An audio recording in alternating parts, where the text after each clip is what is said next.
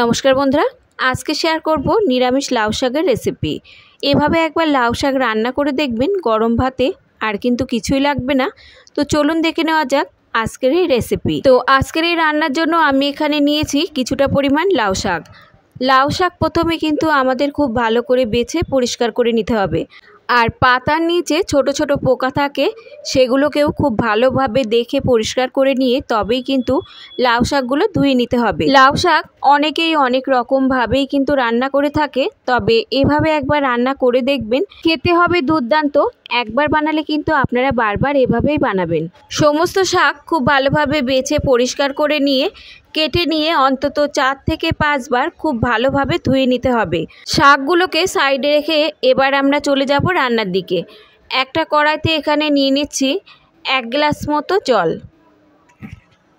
জলের মধ্যে যোগ করে দিচ্ছি হাফ চামচ মতো লবণ। লবণ খুব ভালোভাবে জলের সঙ্গে মিশিয়ে নিতে হবে। এবার কেটে রাখা শাকগুলো এই লবণ জলের মধ্যে দিয়ে আমাদের কিছুক্ষণ ভাপিয়ে নিতে হবে। অন্তত 5 থেকে 7 মিনিটের মতো লো টু মিডিয়াম হাইতে দিয়ে ভাপিয়ে নিতে হবে। শাকগুলো দিয়ে প্রথমে আমরা 2 মিনিটের মতো ঢাকা দিয়ে রেখে দেব। 2 মিনিট পর দেখুন শাকের পরিমাণ কিন্তু অনেকটাই কমে গেছে। এখন এই লবণ জলের মধ্যে শাকগুলোকে উল্টে পাল্টে মিশিয়ে আরও 4 থেকে 5 মিনিটের মতো ভাপিয়ে নিতে হবে। আর বন্ধুরা, এভাবে একটু ভাপিয়ে নিলে ডাঁটাগুলোও কিন্তু নরম হয়ে যাবে আর খেতেও কিন্তু ভালো লাগবে। তো ঢাকা দিয়ে রেখে দিচ্ছি আরও 5 মিনিটের মতো। এটা সেদ্ধ হতে থাকুক। আর এই রান্নার জন্য একটা মশলা আমরা রেডি করে নেব। একটা ব্লেন্ডারে নিয়ে নিচ্ছি 1 চামচ মতো সাদা সর্ষে, এরই সঙ্গে যোগ করে দিচ্ছি 1 চামচ পোস্ত, আর যোগ করে দিচ্ছি 15 থেকে 20টা চীনা বাদাম। এবার যোগ করে দিচ্ছি 3টে কাঁচা লঙ্কা। এর মধ্যে সামান্য একটু জল দিয়ে একটা পেস্ট আমাদের রেডি করে নিতে হবে। তো এখানে দেখুন পেস্টটা আমার একদমই রেডি। পেস্টটাকে সাইডে রেখে দিচ্ছি। আর লাউ শাকও অন্যদিকে সেদ্ধ হয়ে গেছে। এবার ঢাকনা তুলে নিচ্ছি। আর বন্ধুরা, শাক কতটা সেদ্ধ করতে হবে সেটা এবার আমি দেখিয়ে দিচ্ছি। তো যে ডাঁটা আছে, ডাঁটা নিয়ে এভাবে একটু চেক করে নিতে হবে। যখন দেখবেন যে ডাঁটা ঠিক এরকম নরম হয়ে যাবে, তখন বুঝতে হবে শাক এখানে 50%-এর মতো সেদ্ধ হয়ে গেছে। এবার জল ঝরিয়ে শাকগুলোকে তুলে নিতে হবে। তুলে নিয়ে কড়াইতে দিয়ে দিচ্ছি আমি 2 চামচ মতো সর্ষের তেল।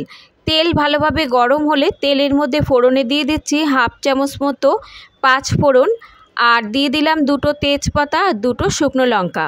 ফোড়ন কয়েক সেকেন্ডের মতো আমাদের ভেজে নিতে হবে। ফোড়ন কয়েক সেকেন্ডের মতো ভেজে নেবার পর এবার এখানে যোগ করে দিচ্ছি একটা বড় সাইজের আলুকে আগে থেকে ছোট ছোট টুকরো করে কেটে রেখেছিলাম, সেটা যোগ করে দিলাম। হাই ফ্লেমে দিয়ে কিছুক্ষণ আমাদের আলু ভেজে নিতে হবে, যতক্ষণ না আলুর গায়ে হালকা একটা লালচে রং ধরে যায়। আলুর গায়ে হালকা একটা লালচে রং ধরে যাবার পর এবার এর মধ্যে যোগ করে দিচ্ছি বেটে রাখা মশলা। আর ব্লেন্ডারটা ধুয়ে সামান্য একটু জলও যোগ করে দিলাম। এবার যোগ করে দিচ্ছি পরিমাণ মতো লবণ, আর হাফ চামচ মতো দিচ্ছি এখানে হলুদ গুঁড়ো। এবার লো টু মিডিয়াম হাইতে দিয়ে মশলা আমাদের কিছুক্ষণ কষিয়ে নিতে হবে। তবে মশলা কিন্তু খুব বেশিক্ষণ কষানো যাবে না, যেহেতু সর্ষে দেওয়া আছে। বেশিক্ষণ কষালে কিন্তু এটা তেতো হয়ে যাবে আর শাক কিন্তু খেতে ভালো লাগবে না। 1 থেকে 1.5 মিনিট মশলা কষিয়ে নেবার পর সেদ্ধ করে রাখা শাক যোগ করে দিচ্ছি। সেদ্ধ করে রাখা শাক মশলার সঙ্গে খুব ভালোভাবে মিশিয়ে যোগ করতে হবে কিছুটা পরিমাণ জল। তবে এই জলটা কিন্তু বন্ধুরা রান্নার পরে থাকবে না। আমি এখানে একদমই শুকনো শুকনো মাখা মাখা তৈরি করছি। তবে আপনারা যদি ঝোল ঝোল রাখতে চান, তো জলের পরিমাণটা এখানে আরও একটু বাড়িয়ে দিতে হবে। এর মধ্যে আমি যোগ করে দিচ্ছি 1 বাটি জল।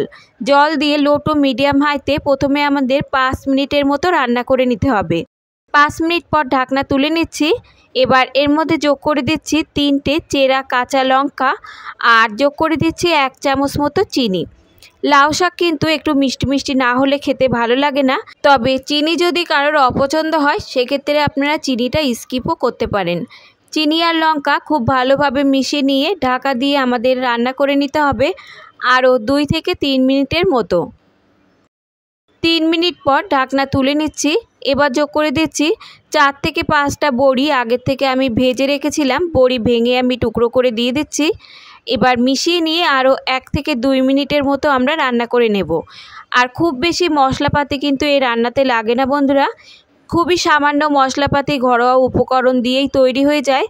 একবার এভাবে রান্না করে দেখবেন, খেতে কিন্তু অসাধারণ লাগবে। তো লাউ শাক কিন্তু আমাদের এখানে একদমই রেডি। এবার চেক করে নেব যে আলু ভালোভাবে সেদ্ধ হয়েছে কিনা। তো দেখতেই পাচ্ছেন আলু খুব ভালোভাবে সেদ্ধ হয়ে গেছে। আর এই যে একটু ঝোল ঝোল দেখা যাচ্ছে, এটা কিন্তু শাক ঠান্ডা হয়ে যাবার পর শাকের মধ্যে পুরোটাই টেনে নেবে। তো এবার আমি সার্ভ করে নিচ্ছি। গরম ভাতের সঙ্গে এভাবে একবার লাউ শাক খেয়ে দেখবেন, খেতেও অসাধারণ লাগবে। আর কিন্তু কিছুই লাগবে না, এই দিয়েই আপনারা এক থালা ভাত খেয়ে ফেলতে পারবেন। তো বন্ধুরা, আজকের রেসিপি যদি আপনাদের ভালো লাগে, লাইক শেয়ার কমেন্টের সাথে সাথে চ্যানেলটাকে সাবস্ক্রাইব করে রাখার অনুরোধ রইল। আজ তাহলে এই পর্যন্ত বন্ধুরা, দেখা হবে অন্য কোনো রেসিপির সঙ্গে। ততক্ষণ সুস্থ থাকবেন, ভালো থাকবেন। আর রেসিপিটি দেখার জন্য সকলকে ধন্যবাদ।